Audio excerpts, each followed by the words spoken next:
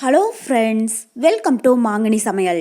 இன்றைக்கி நம்ம மாங்கனி சமையலில் இட்லி, தோசை, சப்பாத்தி, ரைஸ் கொடியெல்லாம் வச்சு சாப்பிட்ற மாதிரி ரொம்ப டேஸ்டியான முட்டை கிரேவி எப்படி பண்ணுறதுன்னு பார்க்கலாம்.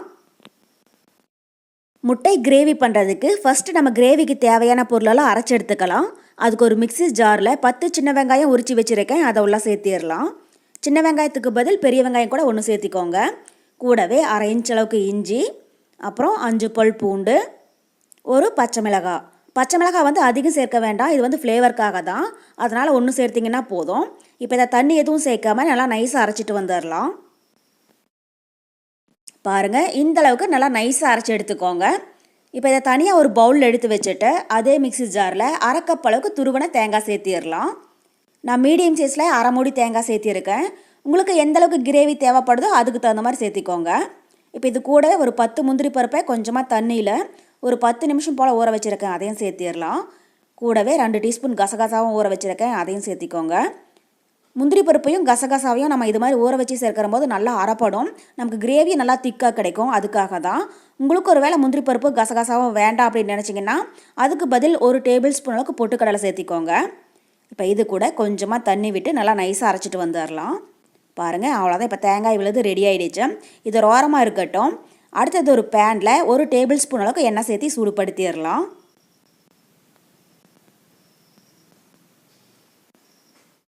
இப்போ எண்ணெய் நல்லா சூடானதுக்கப்புறமா இது கூட 1/4 டீஸ்பூன் மிளகாய்த்தூள், கூடவே 1/4 டீஸ்பூன் மஞ்சள் தூள், அப்புறம் கொஞ்சமாக உப்பு சேர்த்திடலாம். இப்போ இது கூட 5 முட்டை வேக வச்சு எடுத்துருக்கேன், அதை தோலெல்லாம் உரிச்சிட்டு லைட்டாக அங்கங்கே கட் பண்ணி உள்ளே சேர்த்திடலாம். முட்டையை இது மாதிரி நம்ம அங்கங்கே கட் பண்ணிவிட்டு சேர்க்கிற போது இதுக்குள்ளே உப்பு காரமெல்லாம் இறங்கி நமக்கு முட்டை சாப்பிட்ற போது டேஸ்ட்டு ரொம்பவே நல்லா இருக்கும். அதுக்காக தான்.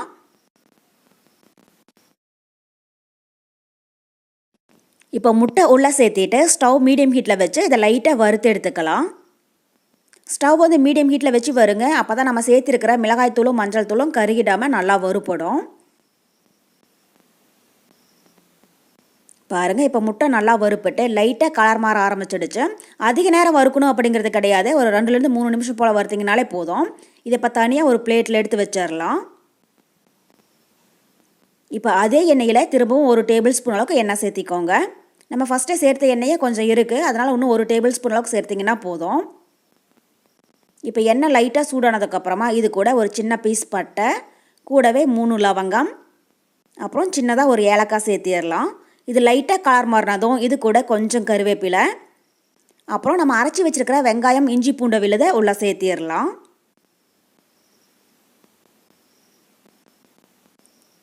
சேர்த்திட்டு வெங்காயத்தோடைய பச்சை ஸ்மெல் போய் எண்ணெய் நல்லா பிரிஞ்சு வர அளவுக்கு வதக்கிடுங்க.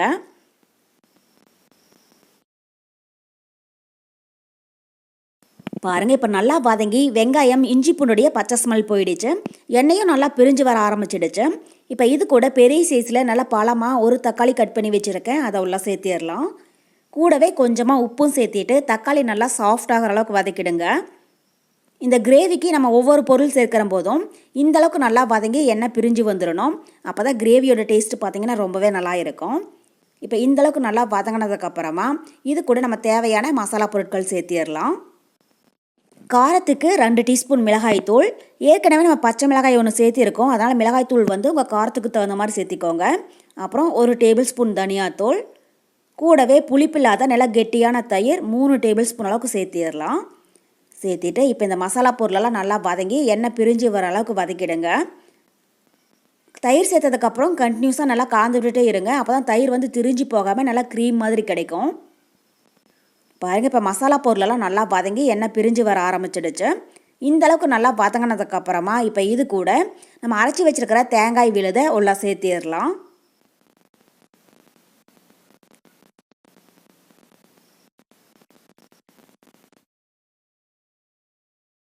சேர்த்திட்டு இதை ஒரு டைம் நல்லா கலந்து விட்டுறலாம்.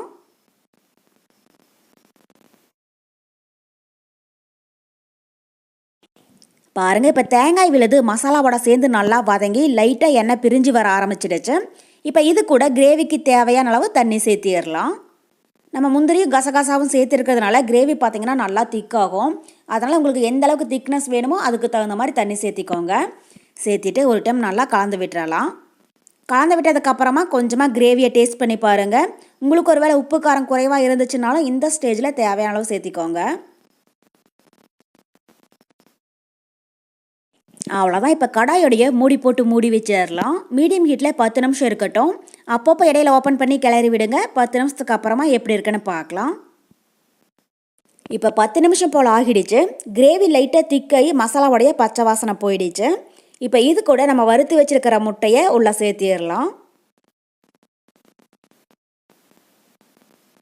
சேர்த்திட்டு ஒரு டைம் நல்லா கலந்து விட்டுருங்க.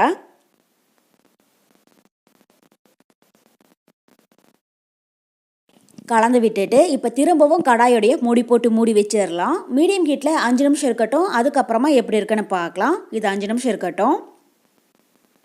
பாருங்கள், இப்போ 5 நிமிஷம் போல் ஆகிடுச்சு. அவ்வளோதான், நம்ம முட்டை கிரேவி நல்லா திக்காகி எண்ணெய் பிரிஞ்சு வர ஆரம்பிச்சிடுச்சு. இப்போ இது கூட கடைசியாக வாசனைக்காக 1/4 டீஸ்பூன் அளவுக்கு கரம் மசாலா சேர்த்திடலாம். கரம் மசாலா ஃபஸ்ட்டே சேர்க்கக்கூடாது, இது மாதிரி கடைசியாக சேர்த்திக்கோங்க. அதனுடைய ஃப்ளேவர் வந்து ரொம்பவே நல்லா இருக்கும். கூடவே கொஞ்சமாக கருவேப்பிலை, அப்புறம் பொடியாக கட் பண்ண கொஞ்சம் மல்லி இலை தூவி விட்டுட்டு ஒரு டைம் லைட்டாக கலந்து விட்டுறலாம்.